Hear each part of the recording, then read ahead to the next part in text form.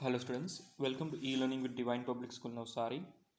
We are studying economics and our first chapter we are continuing and this is the fourth lecture. In this lecture we are going to study about presentation of numerical information or we can say data in diagrams or graph.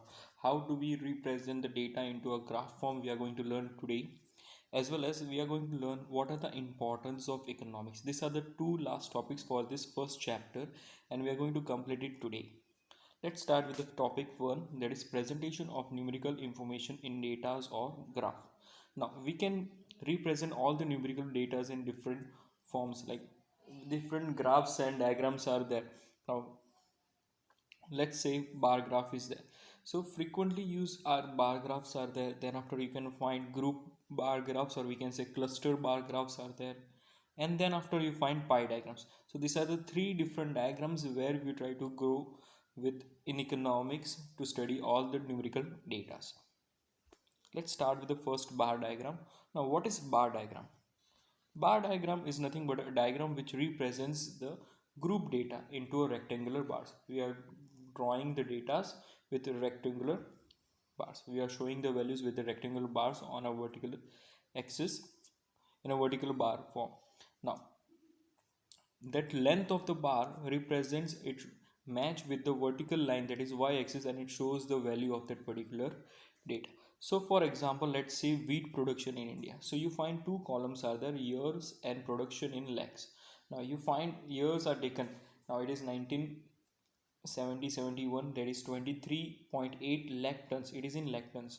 Now if you have remember, if we have studied in the previous topic about selecting appropriate scale, in that scale I have told you that if the numbers are more, if the quantity which are been there which is there in thousands or lakhs, so like this, so we have to compress it and we have to convert it into lakhs and tons. We have to write it above and then after we have to write in decimal form here, so that we can easily plot into graph. So this is how it is been. So 1970-71 it is 23.8, 1980-81 it is 36.3, 1990-91 it is 55.1, 2001 it is 69.7, 2010-11 it is 86.9 lakh tons. So this production of wheat is given for India. Now how we are going to draw in a graph? So this is how we can draw in a graph. Like we are taking on the x-axis the year, which is an independent variable, and here we are taking the dependent variable, that is production, which is in lakhs and tons. So with this we have to write, we have to mention it, and here we have taken gap of 10-10, so 100% will it become. So on the y-axis 1 centimeter 10 percentage gap we have taken, whereas here we can say every 2 centimeter the year has been plotted. So 1970 71, 1980 81, 1990 91, 2000 2001, 2011. Now the data first says about it is 23.8, so it is here it has been plotted again, that it is increased to 36.3, here it has been growing up. Then after 55.1 in 1991, so here 1991 it is above 50, between 50 and 60. Same way 2000 2001 you find 69.7, so touching the line, before touching the line 70 here. And same way you find that 2010 11 here, so it is 86.9, so below 90 it has been drawn. So this is how you have to draw represent your data into a bar graph or into a bar diagram. I hope you have been clear with this particular. You have been already drawing in your 9th and 10th standard with the mathematics one. So this is how you are drawing a bar diagram. Now, what about group diagram? Group diagram is also known as cluster bar diagram, where it says that when you have dependent variable which is measured on the y-axis, so the dependent variables are grouped in more than one category. It shows there are different categories on the dependent side. So that time we have to use cluster bar diagram to represent that particular data. We have to use that particular cluster bar diagram. Now for example, if you want to find out, we can say literacy rate, literacy for male, female, and total people of different years in Gujarat. So for the different years record population or literacy rate will be recorded now in that total. But here not only talking about total, but we are going to measure with male also, female also, and out of total also. So three categories are there on the dependent side, and years is an independent variable, which will be on the, we can say, independent side. So here you find the table is there. Here years are there on the independent side.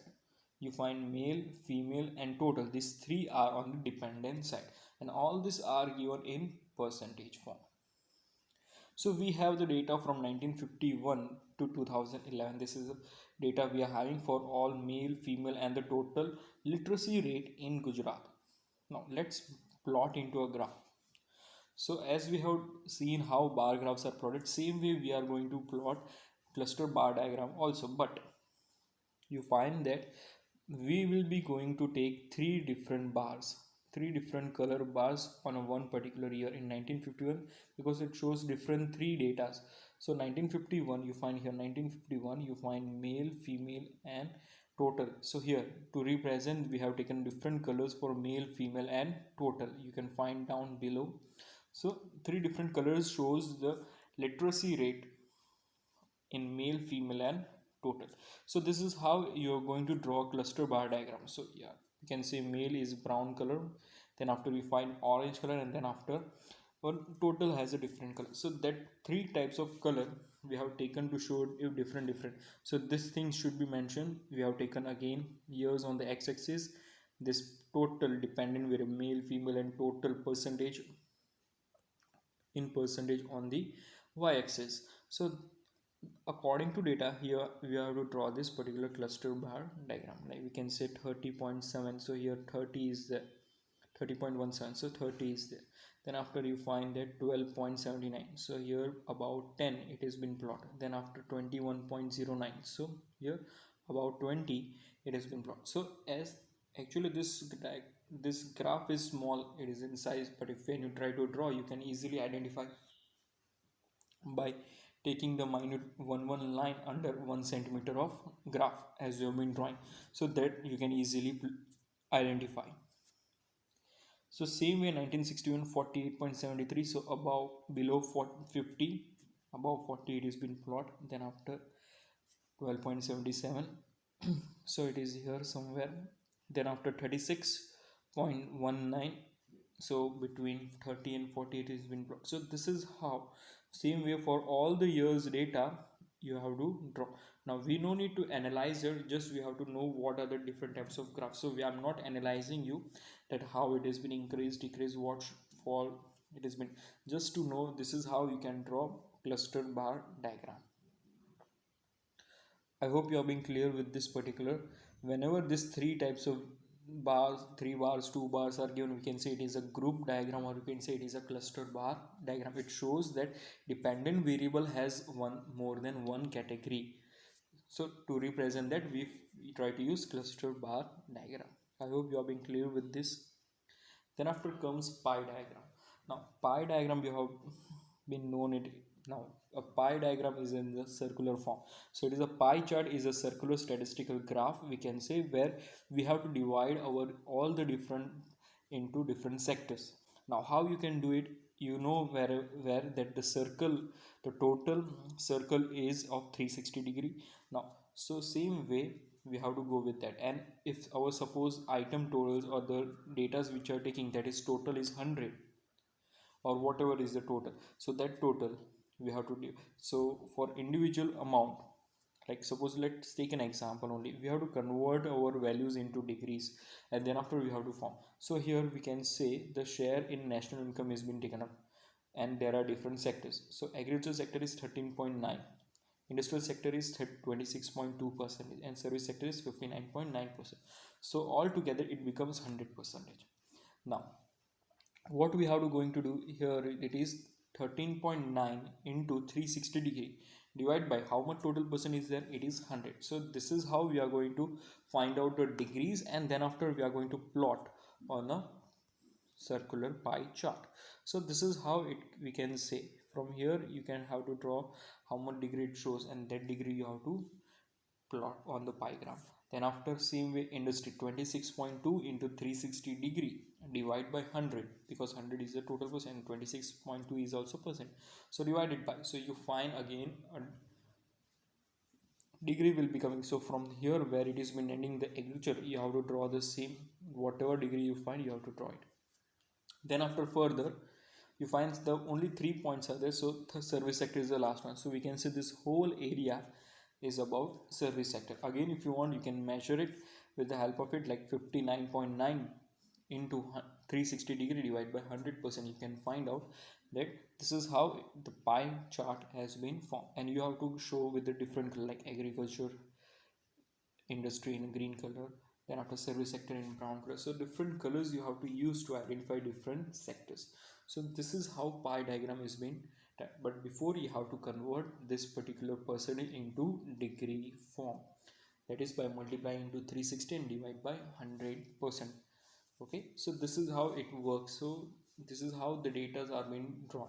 Now, this why pie diagrams are used. Pie diagrams are used to represent particular sectors, one particular region, areas, if different sectors are given. So this help us to know in one particular region what are sectors, how much productions have been done, what are the things have been doing in different sectors. So that particular region is been measured with the help of pie chart. I hope you have been clear with the three types of diagrams, that is bar diagram, cluster diagram, or we can say group diagram, then after pie diagram. These three types of diagram which you need to know in economics so that you can easily understand the numerical data, and you can even plot into this particular type of diagrams to make it understand very easy form. Let's study about the last topic, that is importance of economics. Now, as we have studied this whole meaning, the definition, what is economic activity, non-economic activity, then after microeconomics, macroeconomics, and the representations of data in economics, informations of statistical information. So to conclude all together, we have made importance of economics. So what is the first point says? Now, it understands everyday behavior. In the first introduction only, we can see that in the starting only, it based on the philosophical and we can say science principles and theories, and this is how they started to measure the individual's behavior. Same way Aristotle also too, it studies the behavior, human behavior of the in the changing period of industrial revolution. So this is what, so here economic is an important to understand the behavior of human beings. It deals with human behavior and it studies the behavior of the human, as well as not only human, we can say it is studies the society as a whole, it studies the state, that is a big region as a whole, while managing everyday behavior in the following ways. Now again, there are sub points in that. First is to understand international event. Now different international events are happening in the world. Now, so that particular events affects the people ideology. How we can say, now some international events affects the life of people, like in country in USA, Russia, China, you find the lifestyle of the people is very high, the standard living is high. If suppose we'll take oil, you know the oil, crude oil. So if the crude oil money rises, what happens?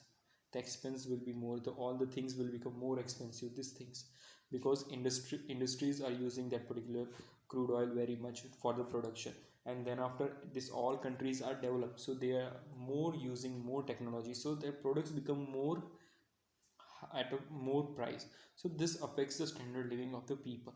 As well as if you see, if the crude price, which is the current data, if you have seen in the news, that it has been gone down because of the buffer stock and there is no use of oil in, because everywhere there is a lockdown. So you find that the price has gone down because there is supply is more, there is no demand, people have been under the lockdown because of this corona. So you find that that affects the life of the people in it. So this is how, so all these informations, the main thing is that all these informations which you are going to know, which you are getting up because of technology, and it helps to study the behavior, everyday behavior of the people, and it has been expanding.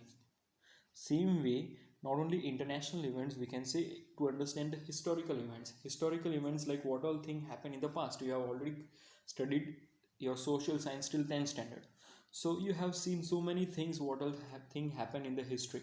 So here says that knowledge of economics helps to understand the historical event also. Like we can say, for example, India's revolt against the goods made in England during the British rule and labor movement, etc. Like different goods which are been made by the Britishers and they have been brought in India, and they have been selling that particular products with so much pressure on Indians and not allowing us to sell our own products. So that was the problem. So that behavior that time can also be understood by the way of economics. So this is what is happening. Then after, let's move to the second point, that is, we can say, economic importance. What does the importance does it have? First is decision making by individual. Now, how one particular person makes his decision regarding that particular thing. So let's talk about the professionals, people. Here it has been talking about people, means all the group of public. So group of persons, that is, people walks in a life like household. Household is nothing but family. I have given that a household means that a group of people living under one particular roof, that is nothing but a family. Then after, lawyers, actors, singers, they try to go get with maximum gains. What is maximum gains? Maximum gains is they're putting their effort to get maximum earning, to get their maximum earning. Why? Because if they have maximum earning, they can use for spending. So they are going maximum gaining by managing their time. How they are doing it? By managing the different times, different activities they are doing, and so that they can get their earning. And they are using this particular resources in an optimum manner. In an optimum manner means with a minimum cost, more efforts, more gains they want to find. So this is how each and each resource should be used in a maximum form, so that we get the total use for that particular resources. So what is, this is how it is happening. Like for example, you find actors, the celebrities, what they try to, they just only do the movies? No, they try to go with movies, they try to go with advertisement, they try to go with some opening ceremonies, all this. So this is how they try to get the money. It is not only one movies line or only in a serial line they are going, it is going with the different sectors also, like different reality shows and so and so. So this is how they try to get somewhere or the other from different source of income by managing their time. Same way you find that lawyers are there, singers are there, all the people, or we can say in your family member person, like your father and grandfather is there, both are earning. So both does not go for one place and one job only they're doing, they are going for either. If suppose spare times are there, they try to go with another place to earn money. So they try to use maximum of their time to earn money. So this individual decisions, how individuals make the decision regarding their time and utilizing it to get maximum economic gain. So that is it. Then after, understanding government policies, second is all about government policy. Now government policies, like we find the state has the policy like tax policy, wage policies, the policies which are given by RBI, that is repo rates, reverse repo rates. So this different guidelines are given by different organizations. Like RBI gives a repo rate and reverse repo rate. Now what is the repo rate and reverse repo rate? I hope you have been heard in the news also during this uh, last week, I hope. So they have, that is, like government try to raise the fund by selling out the securities to the commercial banks, and so that they get money to raise the fund, and they can deal with the like pandemic situations like what is happening now. So this is how they try to do, and see, they will purchase again from the commercial banks, and they try to give money back to the commercial banks. So that is how reverse repo rate is all about. So purchasing and selling of the securities of government to the commercial banks, and so that was all what's about repo rate and reverse. So that affects the thing. As well as we can say policy and wage, sorry, tax policy and wage policy. So if tax policies, tax rates are less, you find that people will spend more. So because tax rate are less, if suppose to tax rate are more, people will try to think for it, and they try to go lower with the expenses, because all the products are having heavy tax. So different policies which have been made by state and as well RBI help us to understand, and economics help this particular thing to understand it very clearly, and how individual will behave on this particular point of thing. As well as this help us to know about our savings and investment. This help us to know that what how much amount should be saved and how much amount should be invested in further later on if we have this much amount of earning. Then after, the third point comes about the Professional decision making. Now what is professional decision making? Professional decision making is here, it is like knowing the scientific and philosophical theories, guidelines, and then after you try to make yourself decision, like all the theories of economics if you know, and then after you try to behave in your regular routine life, and then you try to you try to examine and analyze everything in an economics term, and you make your decision. Like here it has been the certain theories of economics helps businesses to in day to day for decision making in price. Like businesses and those who are businessmen, they try to go with price determination. Those who are vegetable sellers, they every day the price of the vegetables are increased decrease, they try not, they does not try to sell that particular vegetable at same constant price throughout the year. Based on the market they try to go, they base on the supply and demand, they try to uh, calculate the price, determine the price, and then after they, so this is how it is work. Then after wage rate, as year by year it has been passed, the wage rate has been increased, so you find that that particular thing.